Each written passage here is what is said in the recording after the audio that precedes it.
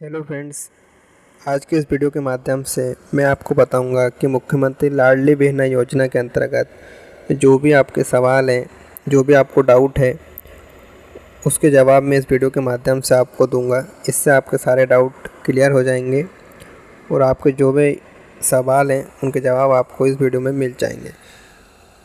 तो चलिए शुरू करते हैं। सबसे पहले मुख्यमंत्री लाडली बहना योजना 2023 के क्या उद्देश्य हैं। तो महिलाओं के अधिक स्वावलंबन, उनके स्वास्थ्य एवं पोषण स्तर में सतत सुधार एवं परिवार के निर्णयों में उनकी भूमिका सुदृढ़ करना इसका उद्देश्य है। दूसरा सवाल है, योजना अंतर्गत हितग्राहियों की पात्रता क्या निर्धारित की गई है। तो योजना में उल्लेखित अपात्रता की श्रेणी में नहीं आने वाली 1 जनवरी 1963 के पश्चात परंतु 1 जनवरी 2000 तक जन्मी मध्य प्रदेश की स्थानीय निवासी समस्त विवाहित महिलाएं, विधवा, तलाकशुदा एवं परित्यक्ता महिला सहित वर्ष 2023 में आवेदन हेतु पात्र होंगे। तीसरा सवाल है, क्या योजना अंतर्गत परिवार की आय की भी कोई सीमा है। तो इसका जवाब है हाँ। योजना के अंतर्गत ऐसी महिलाएं अपात्र होंगी जिनके परिवार की सम्मिलित रूप से वार्षिक आय 2.5 लाख रुपए से अधिक हो। इसके बाद में क्या आयकर दाता होने पर भी योजना का लाभ मिलेगा। नहीं, यदि आवेदिका के परिवार का कोई भी सदस्य आयकर दाता हो तो योजना अंतर्गत वे अपात्र होंगी। इसके बाद में योजना अंतर्गत आयकर दाता से आशय क्या है। आयकर दाता से आशय ऐसे व्यक्ति से है जिसके द्वारा विगत वर्ष में आयकर योग्य आय होने के कारण आयकर रिटर्न दाखिल किया हो। क्या अविवाहित आवेदिका योजना के लिए पात्र है। इसका उत्तर है नहीं। योजना केवल विवाहित, तलाकशुदा, विधवा, परित्यक्ता महिलाओं के लिए ही है। क्या शासकीय सेवा में कार्यरत महिलाओं को भी योजना का लाभ मिलेगा। इसका उत्तर है नहीं। यदि आवेदिका के परिवार का कोई भी सदस्य भारत सरकार अथवा राज्य सरकार के शासकीय विभाग, उपक्रम, मंडल, स्थानीय निवासी संविदा कर्मी के रूप में नियोजित हो अथवा सेवानिवृत्त उपरांत पेंशन प्राप्त कर रहा हो तो वे अपात्र होंगे, परंतु मानव सेवी कर्मी अथवा आउटसोर्सिंग एजेंसी के माध्यम से नियोजित कर्मचारी अपात्र नहीं होंगी। इसके बाद में क्या आंगनवाड़ी कार्यकर्ता, सहायिका, आशा कार्यकर्ता अथवा अन्य सेवा मानसेवी कर्मी योजना अंतर्गत लाभ प्राप्त कर सकेंगी। जी हाँ, यदि महिला योजना में उल्लेखित अपात्रता की श्रेणी में नहीं आती है तो वे लाभ प्राप्त करने हेतु पात्र है। किसी महिला के मात्र आंगनवाड़ी कार्यकर्ता, सहायिका, आशा कार्यकर्ता अथवा अन्य मानसेवी कर्मी होने के कारण वे अपात्र नहीं होगी। इसके बाद में आवेदिका किसी अन्य योजना में भी लाभार्थी है और उस योजना में प्रतिमाह 1000 रुपये से कम प्राप्त कर रही है तो क्या आवेदिका इस योजना के लिए पात्र हैं। तो इसका जवाब है हाँ। 1000 रुपये में बची हुई शेष राशि का भुगतान आवेदिका को किया जाएगा, सिर्फ सामाजिक न्याय विभाग की पेंशनकर्ता के लिए। उदाहरण, यदि आवेदिका सामाजिक न्याय विभाग की पेंशनकर्ता है एवं आवेदिका को 600 रुपये की राशि मासिक प्राप्त हो रही है तो ऐसे में 400 रुपये की शेष राशि जोड़कर आपको दिए जाएंगे। यदि आवेदिका के परिवार का कोई सदस्य स्थानीय निकाय में जनप्रतिनिधि है तो क्या योजना का लाभ मिलेगा। तो इसका जवाब है नहीं। यदि आवेदिका के परिवार का कोई सदस्य स्थानीय निकाय में निर्वाचित जनप्रतिनिधि है तो योजना का लाभ नहीं मिलेगा, किंतु परिवार का कोई सदस्य पंच एवं उपसरपंच होने पर आवेदिका अपात्रता नहीं होगी। यदि आवेदिका के परिवार का कोई सदस्य वर्तमान अथवा भूतपूर्व सांसद, विधायक अथवा केंद्र सरकार का राज्य सरकार के किसी बोर्ड, निगम, मंडल, उपक्रम का अध्यक्ष, उपाध्यक्ष, संचालक सदस्य हो तो क्या आवेदिका योजना का लाभ ले सकती है। तो इसका उत्तर है नहीं। आवेदिका को योजना का लाभ नहीं मिलेगा। इसके बाद में अगला सवाल है, योजना अंतर्गत लाभ लेने हेतु आवेदिका को किन किन प्रमाण पत्रों की आवश्यकता होगी। इसका उत्तर है योजना अंतर्गत लाभ लेने हेतु आवेदिका को आवेदन पत्र के साथ किसी भी प्रकार का प्रमाण पत्र संलग्न करने की आवश्यकता नहीं है। आवेदिका द्वारा आवेदन हेतु आवश्यक जानकारी के पत्रक में ही स्वयं घोषणा पत्र पर्याप्त है।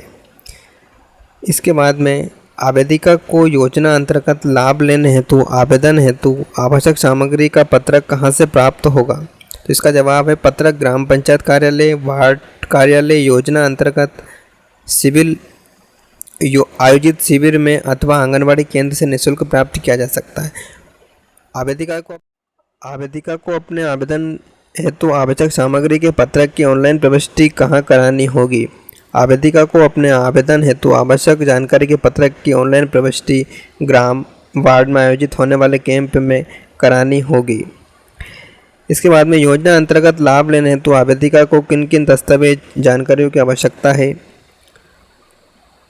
तो आवेदिका के पास परिवार समग्र आईडी, व्यक्तिगत समग्र आईडी, आधार कार्ड, स्वयं का Aadhaar link DBT inbuilt bank account एवं मोबाइल नंबर जिस पर आवेदन की ऑनलाइन प्रविष्टि के समय ओटीपी भेजा जाएगा होना आवश्यक है। योजना अंतर्गत परिवार से आशय क्या है? परिवार से तात्पर्य पति पत्नी उन पर आश्रित बच्चों से है जो कि परिवार समग्र आईडी में सम्मिलित हैं। क्या एक ही परिवार में एक से अधिक महिला पात्र आवेदन कर सकती हैं? हाँ, परिवार का अर्थ है पति पत्नी उन पर आश्रित बच्चे, न कि संयुक्त परिवार। इसके बाद में आधार लिंक डीबीटी इनबिल्ट बैंक खाते से क्या आशय है? आधार लिंक्ड डीबीटी इनबिल्ट बैंक खाते से का आवेदिका के आधार से लिंक होना तथा आधार नंबर के माध्यम से ही राशि का बैंक में अंतरण से है। इसके बाद में आवेदिका अपने बैंक खाते को आधार लिंक डीबीटी इनबिल्ट कैसे कर सकती है? तो इसका जवाब है आवेदिका द्वारा अपने बैंक की शाखा में अथवा उक्त बैंक के अधिकृत कियोस्क में जाकर बैंक खाते को आधार लिंक और डीबीटी इनबिल्ट करने का सहमति पत्र भरने के उपरांत बैंक की शाखा अथवा उक्त बैंक के अधिकृत कियोस्क द्वारा आवेदिका की ई बैंकिंग केवाईसी के सत्यापन उपरांत आधार लिंक डीबीटी इनबिल्ट कर दिया जाता है। इसके बाद में अगला सवाल है, यदि आवेदिका और उसके पति अथवा परिवार के किसी अन्य सदस्य के साथ संयुक्त खाता है तो क्या वह महिला योजना के अंतर्गत पात्र हैं? तो इसका उत्तर है जी नहीं। योजना अंतर्गत पात्र पाए जाने पर आवेदिका को योजना का लाभ प्राप्त करने हेतु स्वयं का बैंक खाता खुलवाया जाना, उक्त खाते को अपने आधार से लिंक कराना एवं डीबीटी इनबिल्ट कराना अनिवार्य है। समग्र पोर्टल ई केवाईसी से क्या आशय है? उक्त ई केवाईसी से आशय किसी व्यक्ति की समग्र पोर्टल में स्वयं की समग्र आईडी एवं उसके आधार में दर्ज जानकारी यथा नाम, अभिभावक का नाम, जन्म तिथि लिंक का मिलान करने से है। उक्त दोनों आईडी में जानकारी एक समान होने पर समग्र पोर्टल में ई केवाईसी से तत्काल सत्यापित हो जाती है। समग्र पोर्टल में ई केवाईसी कहाँ कराई जा सकती है? नज़दीकी लोक सेवा केंद्र, MP online, kiosk, common service centre. अपना आधार ई केवाईसी दो तरीके से निःशुल्क करा सकते हैं। आधार लिंक मोबाइल पर ओटीपी के माध्यम से, इसके लिए आधार से मोबाइल नंबर पूर्व से लिंक होना अनिवार्य है, और दूसरा बायोमेट्रिक डिवाइस के माध्यम से सत्यापन के द्वारा करवा सकते हैं। क्या आवेदिका स्वयं समग्र पोर्टल में ई केवाईसी कर सकती है? तो इसका उत्तर है हाँ। समग्र पोर्टल पर आवेदिका स्वयं के द्वारा भी निःशुल्क ई केवाईसी कर अपने समग्र आईडी को आधार से लिंक किया जा सकता है।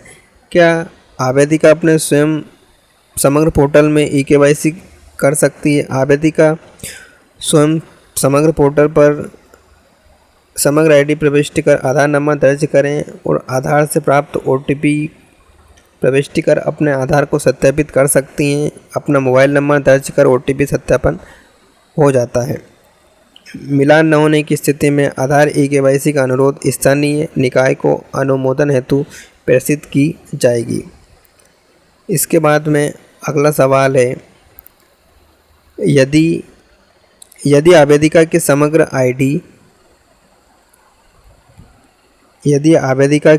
आईडी एवं आधार में पृथक पृथक जानकारियाँ दर्ज हैं तो आवेदिका समग्र पोर्टल में अपनी ई केवाईसी कैसे सत्यापित कर सकती है? यदि आवेदिका समग्र आईडी एवं आधार में पृथक पृथक जानकारियाँ दर्ज हैं तो समग्र पोर्टल में आधार में दर्ज जानकारी को समग्र में ओवरराइट करने का प्रावधान है, जिसके लिए आवेदिका को पोर्टल पर ऑनलाइन सहमति के ऑनलाइन अनुरोध पर स्थानीय निकाय के अनुमोदन उपरांत दोनों आईडी समग्र एवं आधार एक समान हो जाती है, ई-केवाईसी पूर्ण हो जाती है। क्या योजना अंतर्गत फॉर्म भरने अथवा समग्र ई-केवाईसी पूर्व कराने हेतु आवेदिका को कोई शुल्क देना होगा? इसका उत्तर है नहीं।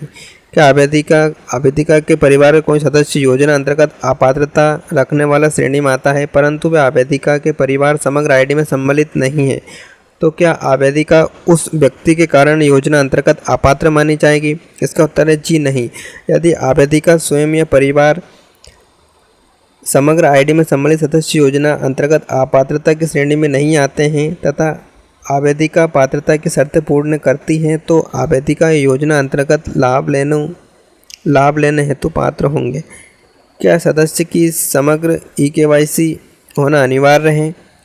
इसका उत्तर हाँ, बिना ई-केवाईसी के आवेदन की प्रक्रिया आगे नहीं हो पाएगी। क्या सदस्य समग्र एवं परिवार आईडी नहीं होने पर आवेदन किया जा सकता है? नहीं।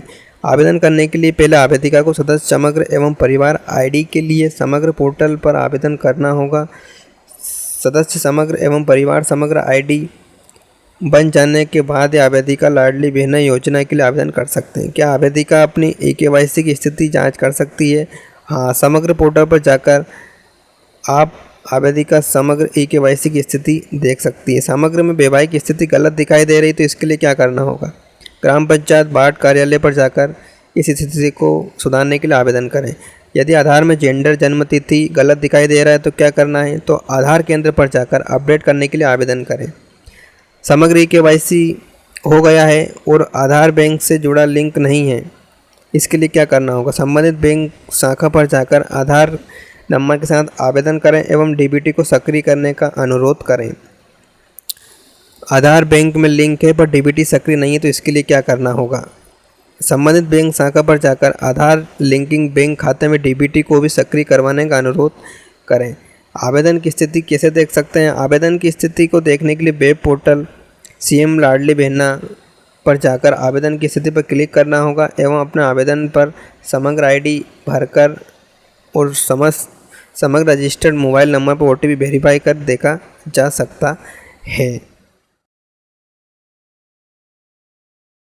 तो दोस्तों, वीडियो आपको कैसा लगा? वीडियो अच्छा लगा तो लाइक कीजिए और इसी तरह की जानकारी के लिए चैनल को सब्सक्राइब ज़रूर करें। अगर यदि आपको और भी कुछ डाउट है या आपके सवाल हैं तो आप कमेंट बॉक्स में कमेंट कर सकते हैं, उसका जवाब मैं आपको दूंगा। धन्यवाद।